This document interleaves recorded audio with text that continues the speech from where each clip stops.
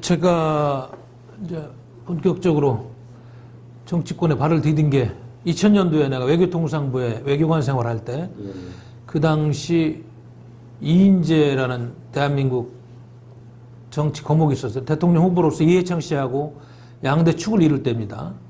근데 그분이 이제 저하고 지역적으로 또 인맥적으로 좀 많이 가깝다 보니까 그쪽에서 좀 국회 보좌관으로 좀 와달라 요청을 받고 제가 외교부에서 평생에 보장된 대사까지 그냥 했으면 쭉 가는 직장을 버리고 이쪽에 올 때는 사실은 뭐 그때까지만 해도 내가 보수 진보에 대해서 명확한 컨셉을 많이 가졌다고 볼 수는 없어요.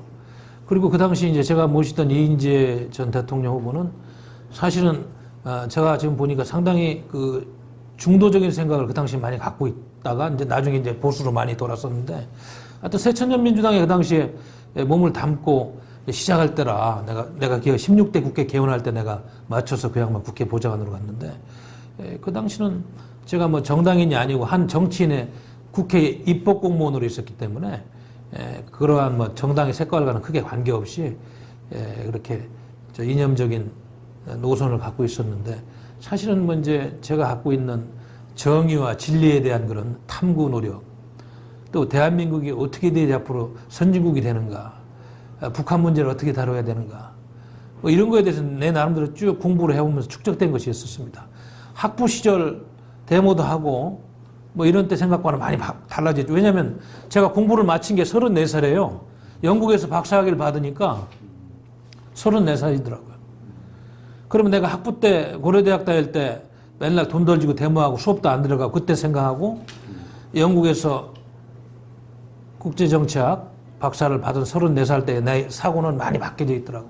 독서량이 폭넓어지고 금방 넓어지니까 학부 때 소위 그 이념서적 탐독하고 이 시각은 완전히 버려지게 됐어요. 나는 더 큰 세계를 보고 선진국이 되려면 어떻게 되는지 더 큰 탐론을 갖고 있었죠. 그러다 보니까 이게 보수 진보를 떠나가지고 정의와 진리가 뭐냐 그리고 대한민국이 선진국이 되려면 우리가 뭘 해야 되느냐 이런 담론이 맞는 것 같습니다. 보수도 잘못된 수가 있고 진보도 잘못될 수가 있어요. 그러나 대한민국이 추구하는 가치는 하나잖아요.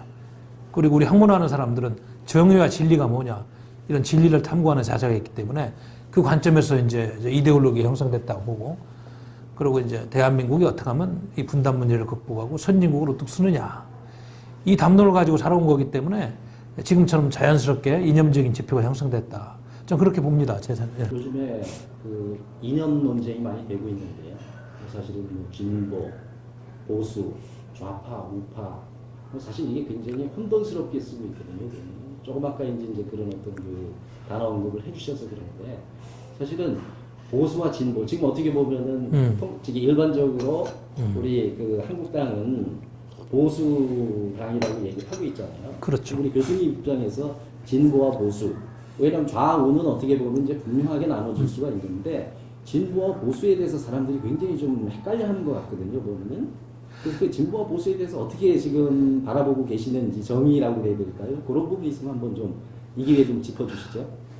아이고 진보 보수 다 필요합니다. 한 사회가 균형 잡힌 사회 되려면 보수도 있어야 되고 진보도 있어야 돼요. 그래서 새가 양 날개로 날듯이 좌익 우익 그럽니다만은 필요합니다.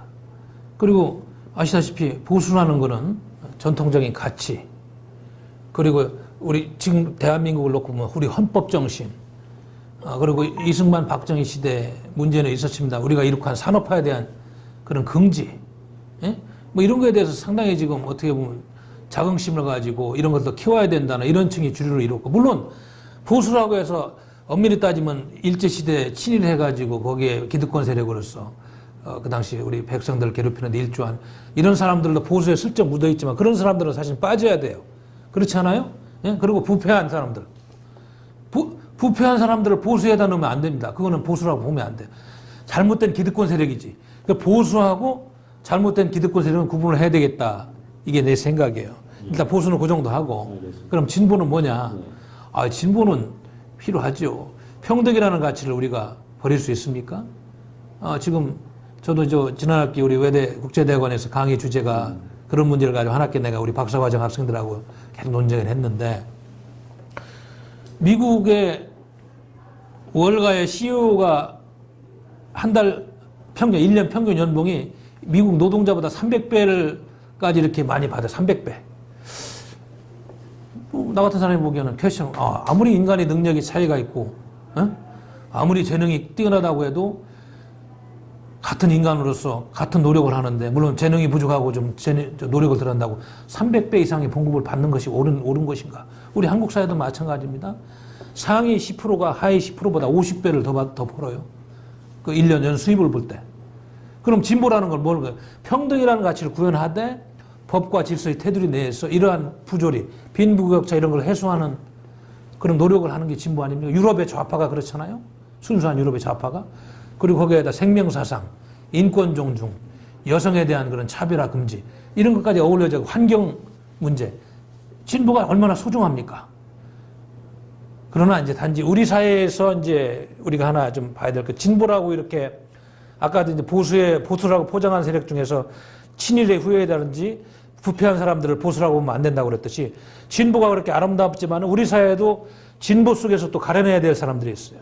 그 사람들은 진보가 아니에요. 수구좌파라고 봅니다. 예를 들면 대한민국의 헌법이 있고 헌법 정신이 있는데 그걸 무시하고 종북을 한다든지 한미동맹이라는 그런 엄청난 틀 속에서 대한민국이 여기까지 커왔는데 반미를 한다든지 이거는 결코 우리가 진보라고 보면 안 돼요.